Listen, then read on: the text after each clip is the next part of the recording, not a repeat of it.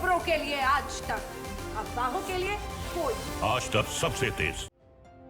भारत में 16 जनवरी से vaccination programme शुरू हो चुका है।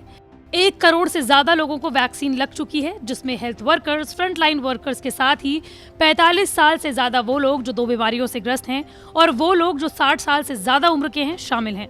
भारत में 2 वैक्सीन, कोवैक्सीन और कोविशील्ड लगाई जा रही हैं।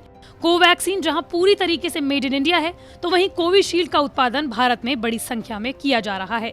लेकिन इस बीच एस्ट्राजेनेका की वैक्सीन, जिसका उत्पादन भारत की सीरम इंस्टीट्यूट ऑफ इंडिया कर रही है, उसे यूरोप के कुछ देशों में फिलहाल बंद कर दिया गया है।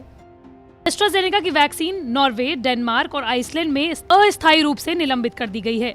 इन देशों में वैक्सीन लगाने के बाद कुछ लोगों में ब्लड क्लॉटिंग की शिकायत दर्ज की गई। डेनमार्क जैसे 6 देश हैं जहां ब्लड क्लॉट यानी कि शरीर में खून के थक्के जमने की शिकायत मिलने के बाद एस्ट्राजेनेका की कोविड-19 वैक्सीन पर अस्थायी रूप से रोक लगा दी गई है।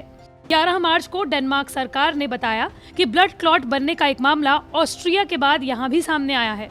ब्लड क्लॉट के और कितने मामले कहां मिले हैं, इसकी पूरी जानकारी सरकार ने मुहैया नहीं कराई। लेकिन ऑस्ट्रिया के बाद डेनमार्क ने भी इस वैक्सीन के इस्तेमाल पर अस्थायी रूप से रोक लगा दी है।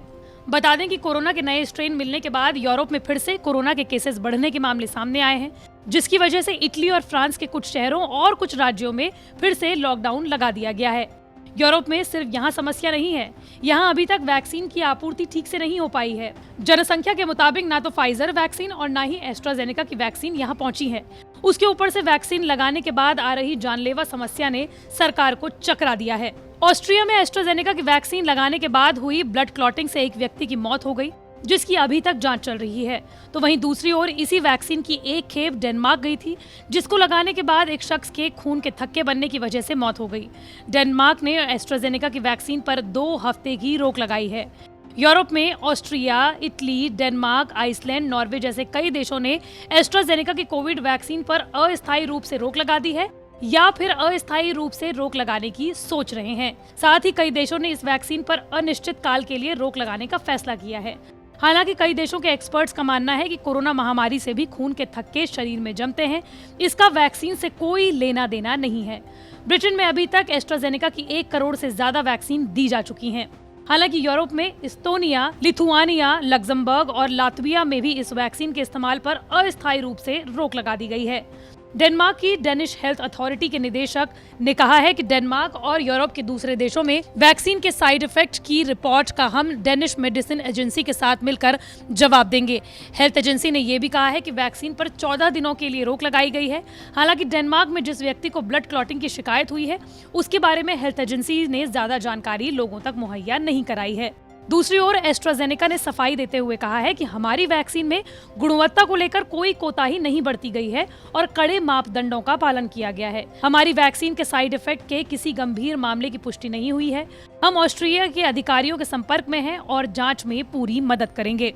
यूरोपियन मेडिकल एजेंसी ने 10 मार्च को बयान जारी करते हुए कहा था कि ऑस्ट्रेलिया में जो 2 मामले सामने आए हैं, उसका संबंध एस्ट्राजेनेका से है, इसके कोई सबूत नहीं मिले हैं।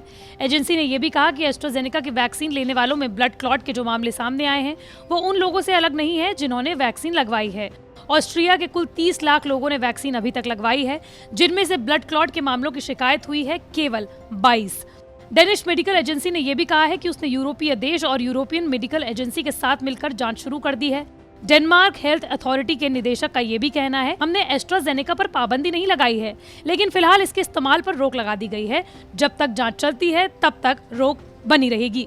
डेनमार्क का लक्ष्य है कि वो अपने सभी नागरिकों को 15 अगस्त तक वैक्सीन लगा देगा, लेकिन अब इसे 4 हफ्ते तक और बढ़ा दिया गया है। तो वहीं दूसरी ओर कई विशेषज्ञों का कहना है कि कोरोना के मामले जिस तरीके से यूरोप के साथ साथ अलग अलग देशों में बढ़ते जा रहे हैं, उस बीच में एस्ट्राजेनेका की वैक्सीन पर रोक लगाना सही फैसला नहीं होगा।